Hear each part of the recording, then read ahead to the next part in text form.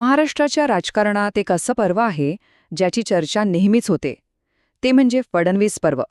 चला तर मग या पर्वाचा, त्यांच्या पद्धतीचा एक सविस्तर आढावा घेऊया आणि पाहूया की ह्या गुंतागुंतीच्या विषयाला आपण सोप्या पद्धतीनं कसं समजू शकतो. तर हा सगळा आढावा आपण घेणार आहोत द फडणवीस इयर्स या पुस्तकाच्या आधारे. यात देवेंद्र फडणवीस यांच्या कारकिर्दीचं विश्लेषण केलं आहे आणि सगळ्यात महत्त्वाचा प्रश्न हा आहे की महाराष्ट्राच्या राजकारणातले जे काही प्रस्थापित नियम होते त्यांना त्यांनी आव्हान दिलं तरी कसं, हेच आपल्याला समजावून घ्यायचंय. तर सुरुवात इथूनच करूया की फडणवीसांना महाराष्ट्राच्या राजकारणात एक आउटलायर का मानलं गेलं. म्हणजे अशा राज्यात जिथे राजकीय परंपरा खूप खोलवर रुजलेल्या आहेत तिथे ते वेगळे कसे ठरले.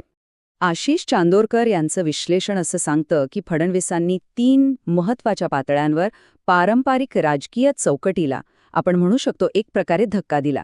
एक म्हणजे जात, दुसरं म्हणजे प्रदेश आणि तिसरं म्हणजे त्यांची व्यावसायिक पार्श्वभूमी. आणि त्यांचा राजकीय प्रवास, तो तर अक्षरशः एखाद्या वादळासारखा होता. अगदी कमी वयात सुरुवात करून ते इतक्या वेगाने राज्याच्या सर्वोच्च पदापर्यंत पोहोचले. आता हे बघा, 1992 मध्ये नगरसेवक आणि 2014 मध्ये थेट मुख्यमंत्री. म्हणजे स्थानिक राजकारणापासून राज्याच्या सर्वोच्च पदापर्यंतचा हा प्रवास किती झपाट्याने झालाय हे या आकडेवारीवरून अगदी स्पष्ट दिसतं. खरंच अविश्वसनीय वेग आहे हा. बरं, 2014 ते 2019 म्हणजे मुख्यमंत्री म्हणून त्यांच्या कार्यकाळात त्यांच्या प्रशासनाचा एक विशिष्ट फोकस होता. त्यांनी काही प्रमुख क्षेत्रांवर लक्ष केंद्रित केलं आणि त्यामागे एक ठाम असं ध्येयवाक्य होतं. आणि ते ध्येयवाक्य म्हणजे जनता प्रथम. त्यांच्या अधिकृत बायोस्केचनुसार राजकारण हे सामाजिक आर्थिक बदलाचे एक साधन आहे, हा त्यांचा विश्वास होता. आणि याच विचारातून, याच एका मंत्रातून राज्याच्या अनेक मोठ्या योजना पुढे आल्या. त्यातलीच एक मोठी समस्या होती महाराष्ट्राची पाण्याची टंचाई, सततचा दुष्काळ. आणि याच समस्येवर मात करण्यासाठी त्यांनी एक मोठा महत्त्वाकांक्षी कार्यक्रम हाती घेतला. तो म्हणजे जलयुक्त शिवार अभियान. आता हा आकडा बघा, 22,593. ही काही साधीसुधी संख्या नाही. ही त्या गावांची संख्या आहे जिथे जलयुक्त शिवार ह्या जलसंधारण कार्यक्रमामुळे थेट बदल घडला, जिथे पाण्याची समस्या कमी झाली. आणि मग हा आकडा 6,32,896 ही आहेत या अभियानांतर्गत पूर्ण झालेली जलसंधारणाची कामं. विचार करा, ह्याचमुळे एक सरकारी योजना फक्त कागदावर न राहता ती खऱ्या अर्थाने एक लोकचळवळ बनली. हे चित्र सगळं काही सांगून जातं, नाही का? म्हणजे मूळ कल्पना किती साधी आणि प्रभावी होती. पाण्याची मूलभूत समस्या सोडवा आणि विकासाला आपोआप चालना मिळेल.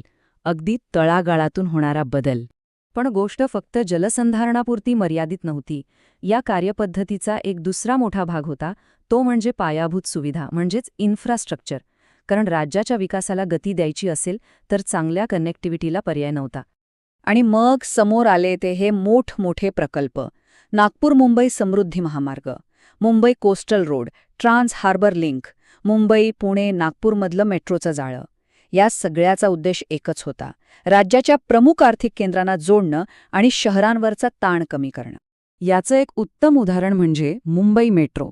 2014 मध्ये जेमतेम 30 किलोमीटर्स असलेला नेटवर्क ते 2026 पर्यंत 337 किलोमीटरवर नेण्याचं नियोजन. म्हणजे तब्बल 10 पटींपेक्षा जास्त वाढ. हा इन्फ्रास्ट्रक्चरवरच्या फोकसचाच एक भाग होता. चला, आता जरा प्रशासनाच्या कार्यपद्धतीकडे वळूया, कारण इथे एक खूप वेगळा प्रयोग केला गेला. म्हणजे कॉर्पोरेट जगातल्या काही पद्धती थेट सरकारी कारभारात आणल्या गेल्या. इकॉनॉमिक टाइम्सच्या एका लेखात यावर सविस्तर लिहून आलं होतं की फडणवीस प्रशासनाने कशा प्रकारे प्रायव्हेट सेक्टरमधली कार्यक्षमता, ती एफिशियन्सी सरकारी कामात आणण्याचा प्रयत्न केला. त्यासाठीच KPI म्हणजे की परफॉर्मन्स इंडिकेटर्स ही संकल्पना आणली. जिल्हाधिकाऱ्यांपासून ते तहसीलदारांपर्यंत सगळ्यांच्या कामाचं मोजमाप होणार होतं.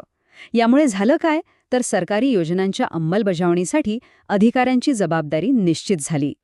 म्हणजे थोडक्यात सांगायचं तर बदल काय झाला, तर पारंपरिक नोकरशाही जी फक्त प्रक्रियेवर लक्ष द्यायची, तिच्या जागी आता परिणामांवर लक्ष देणारी रिझल्ट ओरिएंटेड सिस्टीम आली.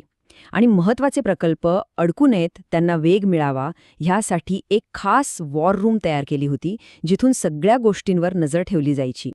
तर मग कृषी, इन्फ्रास्ट्रक्चर आणि प्रशासनातल्या या सगळ्या बदलांमुळे एक वेगळा राजकीय वारसा तयार झाला, एक वेगळी ओळख निर्माण झाली. आणि या कामासोबतच राजकीय यशही मिळालं. 47 वर्षांनंतर पहिल्यांदाच कुणीतरी मुख्यमंत्री म्हणून पूर्ण 5 वर्षांचा कार्यकाळ पूर्ण केला. 2014 आणि 2019च्या लोकसभा निवडणुकीतही यश मिळालं आणि 2026च्या पालिका निवडणुकांमध्ये तर मुंबई महानगरपालिकेवरची अनेक वर्षांची सत्ता गेली. हे सगळे महत्त्वाचे राजकीय टप्पे होते. त्यांच्या या प्रशासन आणि विकासाच्या मॉडेलची दखल फक्त देशातच नाही तर आंतरराष्ट्रीय पातळीवरही घेतली गेली. सिंगापूर, अमेरिका, जपान इथल्या प्रतिष्ठित संस्थांनी त्यांना पुरस्कार देऊन सन्मानित केलं. आणि या सगळ्या वेगवेगळ्या भूमिकांबद्दल त्यांचं स्वतःचं काय म्हणणं आहे? 2024च्या एका मुलाखतीत ते म्हणाले होते, मी एका दिवसात जॅकेट बदलतो आणि त्या भूमिकेत शिरतो. म्हणजे मुख्यमंत्री, विरोधी पक्षनेता किंवा उपमुख्यमंत्री कोणतीही भूमिका असो त्यात ते सहजपणे जुळवून घेतात, हेच त्यांना सांगायचं होतं. तर मग ह्या सगळ्या विश्लेषणातून एक शेवटचा पण महत्त्वाचा प्रश्न समोर येतो. देवेंद्र फडणवीस हे फक्त एक राजकीय आउटलायर होते, म्हणजे एक अपवाद, की त्यांच्या कार्यपद्धतीमुळे प्रशासनाचा एक नवीन आराखडा, एक नवीन ब्लूप्रिंट तयार झाला? हा एक असा प्रश्न आहे जो आपल्याला त्यांच्या कार्याचं अधिक सखोल विश्लेषण करायला भाग पाडतो.